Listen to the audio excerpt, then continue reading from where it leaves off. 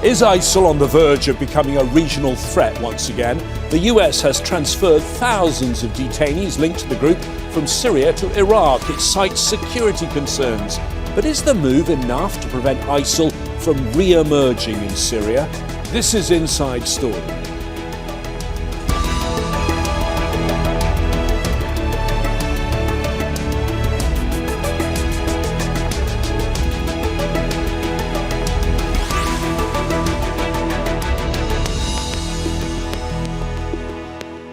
Hello there, I'm James Bays. When in his first term, President Trump declared ISIL had been defeated, many of its fighters and their families were locked up in the northeast of Syria.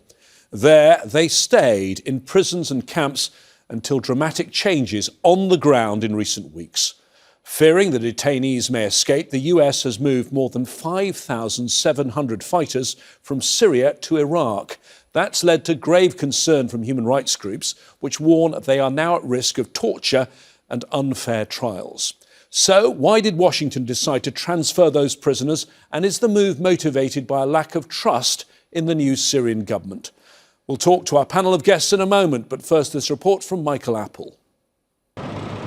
It goes by different names, but its black flag is unmistakable. And the US claimed it's conquered ISIL more than once. And we have won against ISIS. We've beaten them, and we've beaten them badly. The caliphate has crumbled, and ISIS has been defeated.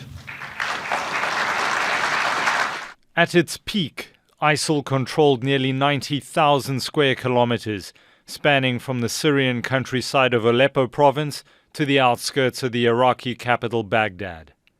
But an international coalition and the Kurdish-led Syrian Democratic Forces, or SDF, soon retook much of it, routing ISIL from its stronghold Raqqa in 2017. Remnants of the group put up a last stand in Baghouz on the Iraqi border before it was defeated in early 2019.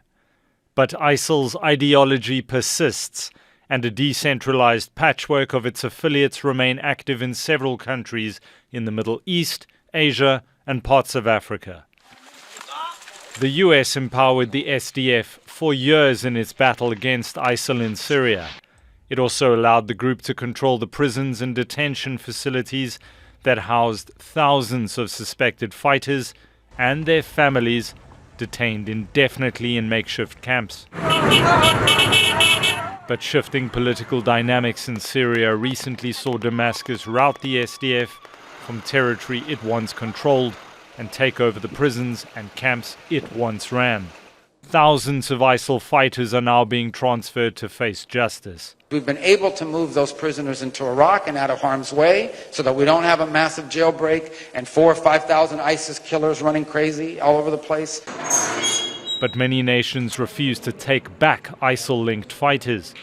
Damascus also says its fight is far from over. This government, led by President Shara, has been fighting ISIS for a very long time, but also after becoming the president of Syria, continuation of that fight. And now we're doing it as Syria becomes part of the international coalition and with international allies. ISIL remains a security threat within Syria and beyond. The Syrian ambassador has even accused the group of several recent attempts on the life of President Ahmed al-Shara. And Damascus is facing a dilemma of what to do with thousands of foreigners, women and children especially, who aren't accused of any crime, but also have no country willing to take them back. Michael Apple, Al Jazeera, for Inside Story. Well, let's discuss all of this further with our guests joining us today on Inside Story. And joining me here in the studio, Zeidon Alkinani, an independent researcher on identity politics in Iraq and the Middle East. From Pittsburgh, Colin Clarke, Executive Director of the Soufan Center, a global intelligence and security non-profit. And from Paris, Sarah Sanbar, researcher in the Middle East and North Africa division at Human Rights Watch. Thank you, all three of you, for joining us here on Inside Story. Zeidon, if I can start with you and perhaps just go back a bit. ISIL, this group that everyone knows about, just remind me, at its height, I suspect about 2015, how big and powerful was this entity? Well, it goes back to a lot of the memories, particularly from an Iraqi perspective in 2014, when the annexation of Mosul took place, which was an expansionist project that derived from ISIS' existence in Syria at the time, in the lead up or in accumulation of the developments that took place during the Syrian civil war.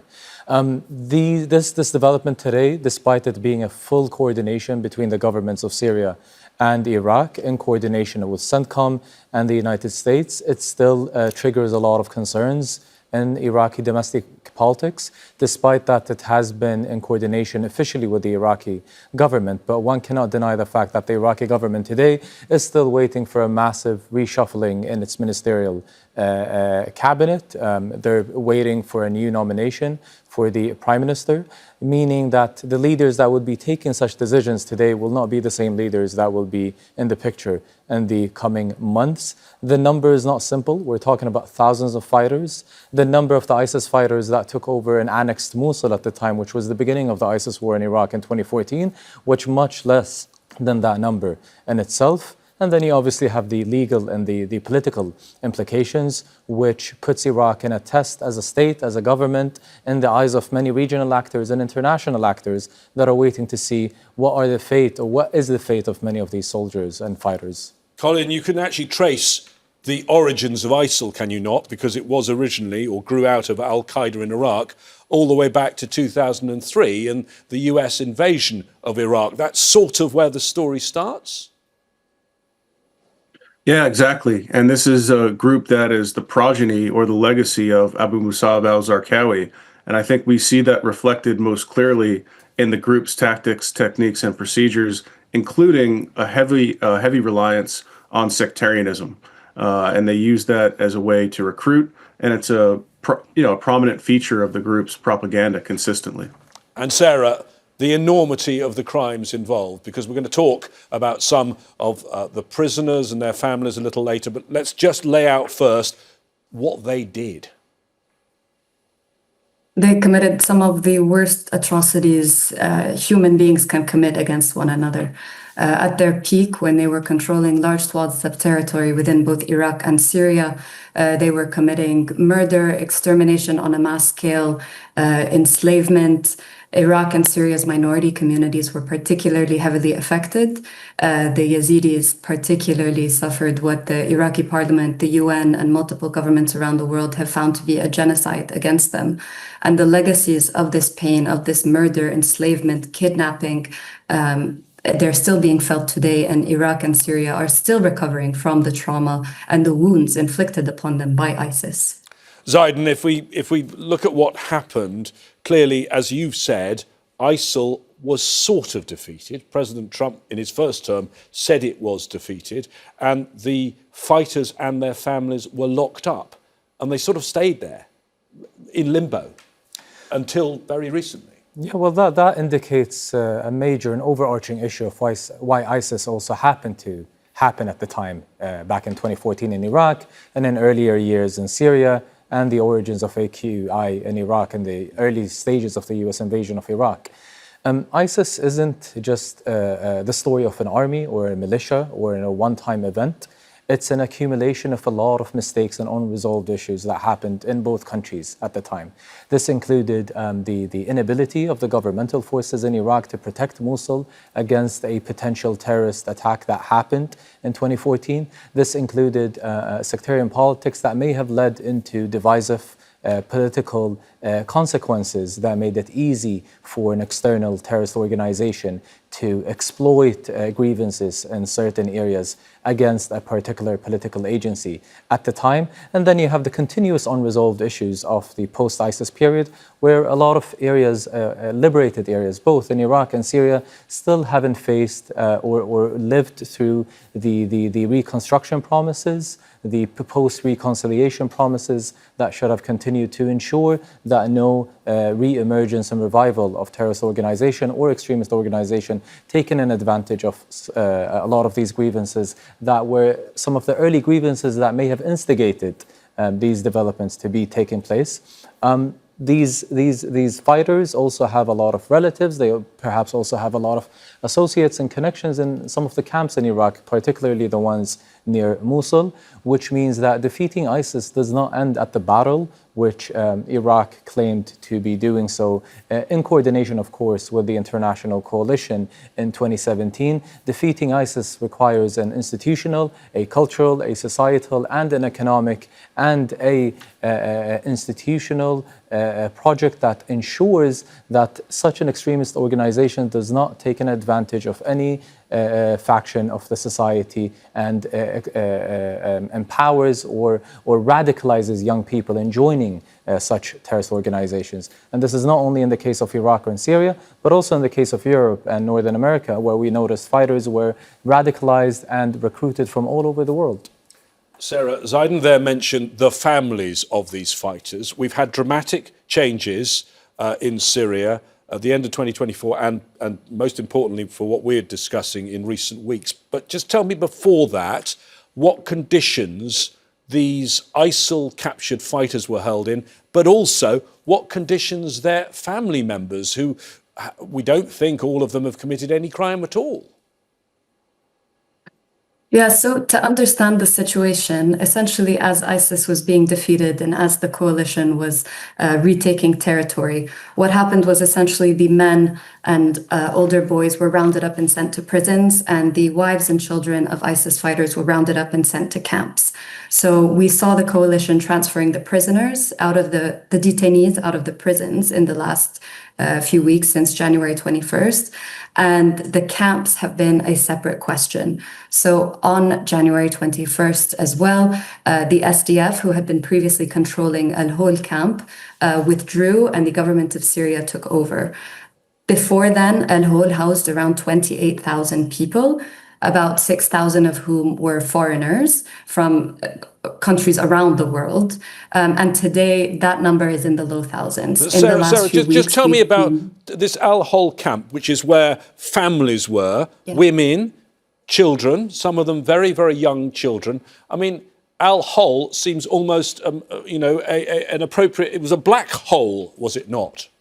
Yes, yeah. I mean, the conditions were terrible.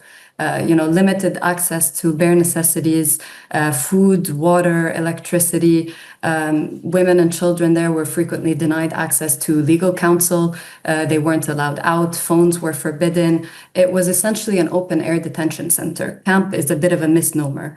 And they were held there without being charged with any crime, essentially arbitrarily, indefinitely detained, not free to come and go. And again, never having the chance to present their case before a judge or a court to see if they actually had committed crimes or whether their only crime, and as is the case of almost all of these children, was to be born to the wrong parents.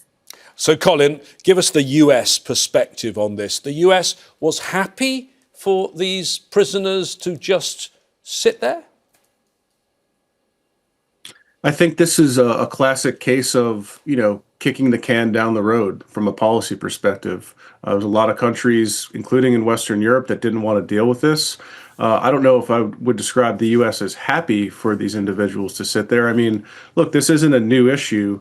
At the Soufan Center, we wrote an open letter back in 2019 calling for individuals to be repatriated to their countries, because when you strip people of their citizenship, they only have one option, and that's to become a citizen of the Islamic State. So it never made much sense to keep people in these conditions, to further radicalize them.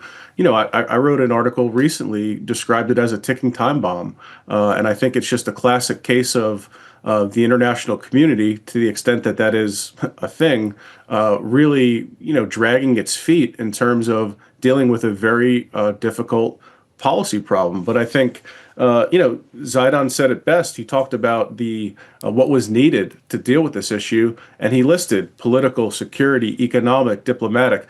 It gives you a sense of how complex this all is, because it's a true whole of society, whole of government approach, and that takes a lot of resources and bandwidth, which are lacking. Colin, we've had these changes on the ground. The SDF, this Kurdish-led group, is no longer in control of that area and of these camps. And the US has decided to send certainly the male prisoners, not the families, but the male prisoners to Iraq. What do you think was behind that decision? Well, I think it was a sense of, and maybe a false sense of security, that the prisoners would be more secure there. I think, the Islamic State has long talked about its Breaking the Walls campaign. We've seen prison break attempts in Hasaka in January 2022, some smaller attempts, and I guarantee you that there's going to be more attempts by the Islamic State because, this would be a boon for ISIS if they were able to free more prisoners, use this in their propaganda, and give the group, writ large, a sense of momentum that they're on the upswing. And again, remember, insurgents win simply by not losing. So this is by and large a waiting game. I think they see the U.S. maybe rushing for the exits. President Trump has talked multiple times about withdrawing troops from Syria. The base at Al Tanf is being, is being closed. So this is really, for the insurgents, a waiting game, and it's one that they've proven adept at time and time again as they've rebuilt the organization, even when many, including President Trump, have written their obituary. Zeidon, I read that the Iraqi government offered to take in these prisoners, but I also read that people in Iraq aren't happy about this at all. Can you give us an idea of the Iraqi perspective of what's happened in recent weeks? Yeah, most definitely. And it also indicates a really interesting, strong sense of collaboration that is going on between the Iraqi government and the Syrian government. There was a lot of speculation that there has been a lot of fear that a future Iraqi government may not be as willing to commit to collaborate with Ahmed al-Shara's government, given his political history with the previous extremist organizations and its very near history with Iraq's current political status quo and politics. However, it seems like the Iraqi government wants to signify its willingness to ensure stronger relationship, a better relationship between Damascus and Baghdad. It's also a request that hasn't only come from the Syrian government, but it's a US request. Hence, it means that a current administration in Washington, D.C. and the White House is willing to see an indication that the Iraqi government is trying to step up to ensure that there is a regional and an international coordination to prevent an ISIS takeover in the case that an SDF-controlled prison, as previously mentioned by our colleagues, failed to ensure that a revival or an ISIS escape from the prison around the area, given the conflict that is taking place. And that's similar to previous case studies that happened both in Iraq and Syria, including the Abu Ghraib prison. But of course, from an Iraqi perspective, when we look at the Iraqi political discourse, as we previously mentioned, this sets back to a lot of the previous memories for the past decade. ISIS is not something that happened a century ago. It happened less than a decade ago. A lot of the scars of that conflict is still harming the country. Many organizations and agencies that are some of the most powerful ones in Iraqi politics today were formed and empowered due to the ISIS war. We cannot deny the fact that even the political establishment in Iraq is today more divided than ever. And we're not referring to the Shia and Sunni and Kurdish political camps, but even the internal divisions within those camps that would have different opinions and different approaches in how to deal with such situations. Sarah, we have the division between the families and the fighters. Let me deal with the fighters, because the vast majority appear to already have gone to Iraq. But even they have not been found guilty of anything. They have just been detained. And right now, this transfer to Iraq is raising the alarm among human rights organisations, including your own Human Rights Watch. Why? What is it about the recent experience in Iraq, about Iraq's justice system and prison system that concerns you? Yeah, the thing that raises alarm for us is history. The last time that Iraq conducted such a large scale of counterterrorism trials was 2018, 2019, following the retaking of that territory. And what we saw was essentially tens of thousands of people rounded up, put in detention and put on trials that were essentially total shams. There were systemic issues within Iraq's judiciary that meant that we saw a 5-minute trial where a lawyer wasn't present and the defendant was sentenced to death simply on the basis of one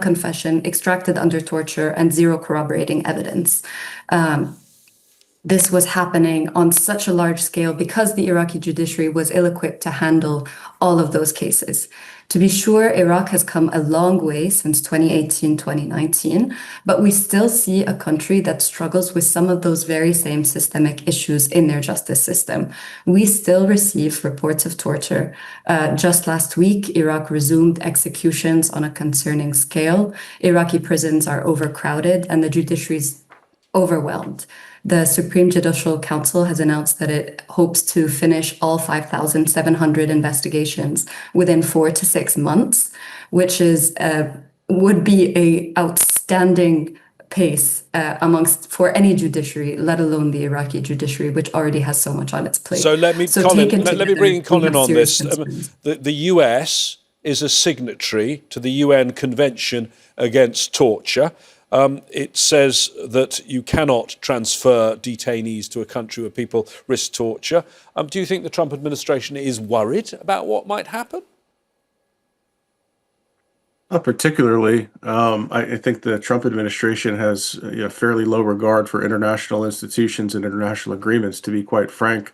I think the main concern is U.S. security. And if the administration thinks that this move behooves the United States, then it will fully support it. Other countries be damned. We've seen that throughout Trump's first administration and now his second. I'm concerned about the countries in the region, though, because that's where the threat is most direct when we see spillover violence in some of these countries, including in Syria. Because remember, for all that al-Shara has accomplished, and I think, credit where credit is due, Damascus still does not have a monopoly on the use of force over the entirety of the country. There's still pockets of the country that are controlled by violent non-state actors, including ISIL. And so that means that the ground is fertile for revival, depending on what happens. And there's so many different factors at play, what we call second-order effects, that could lead to a real resurgence of this group in the immediate future. So Zeidon, I want to focus on one aspect of this, which is clearly we know the origins of al-Shara's people who were around him, who took control and became the government of Syria. And clearly some of them will have had links, because some of them who've been there for a very long time will have come from the days of al-Qaeda in Iraq and may have links with ISIL. Is that a worry for you, that they may, some of them, come from the same place and even have associates among those ISIL fighters? That was definitely a concern in the early days since Ahmed al-Shara and the current Syrian transitional government took place and took power.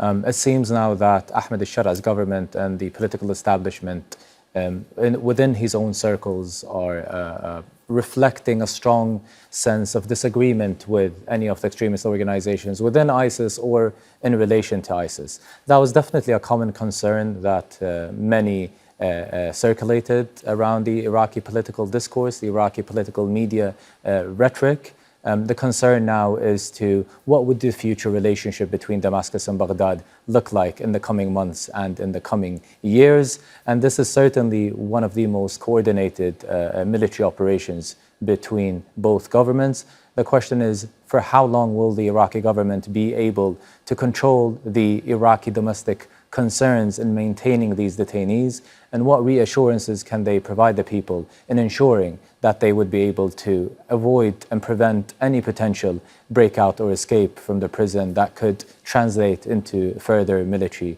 escalations in Iraq?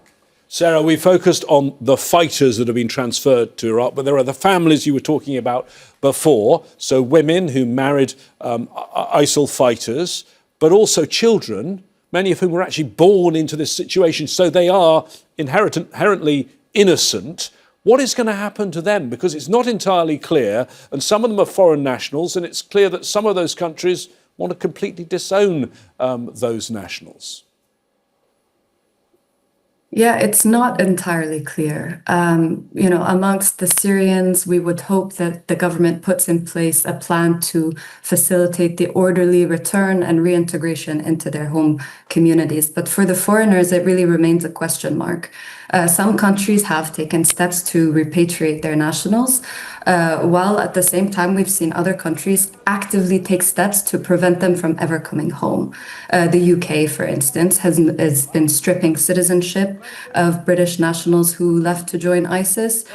Just the other day, we saw a group of 23 Australians leave Verge camp and try to return to Australia, only to be turned around and told by the Australian government that they would not be allowed to return home.